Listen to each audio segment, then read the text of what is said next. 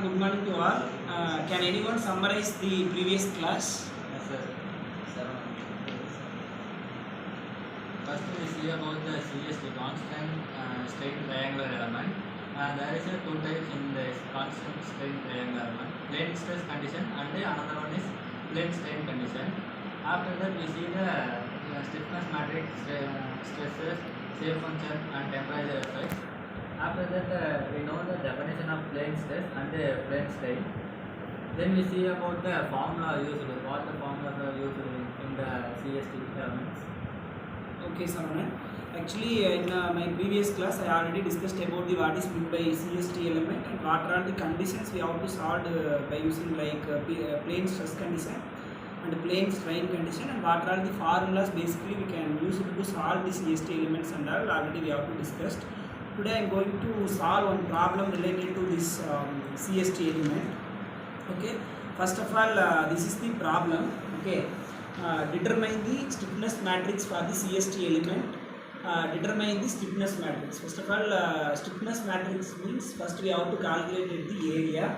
After that we have to calculate the stress strain relationship matrix. After that we have to calculate the strain displacement matrix, and the Poisson's ratio value and Young's value for the CST elements will be given. Okay, in that problem itself they are given the coordinate points, like the first coordinate point will be 20, 30, and second coordinate point 80, 30, and third coordinate point will be 50, 120. Okay, and we can assume that plane stress condition. Already we have to discuss there are two types of conditions are available.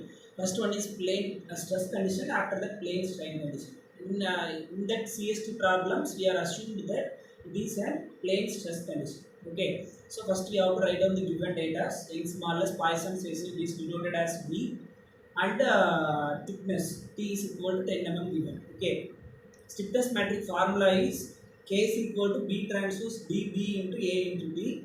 So first we have to calculate the area and strain displacement matrix and stress strain relationship matrix. Okay, after that we have to calculate the stiffness matrix directly. Okay, first we have to calculate the area. Area formula is equal to 1 by 2 into, this is the general coordinate points of the given CST elements, like x1 y1, x2 y2, and x3 y3.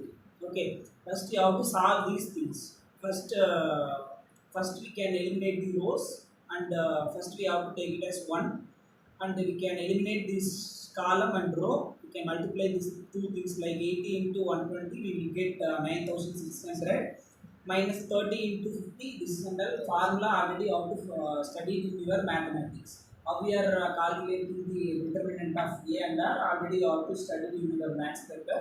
Okay, same concept we have to use here for the calculation of area for CST element. Okay, so first we have to calculate the area, which is equal to 2700 mm square. Any doubt is there?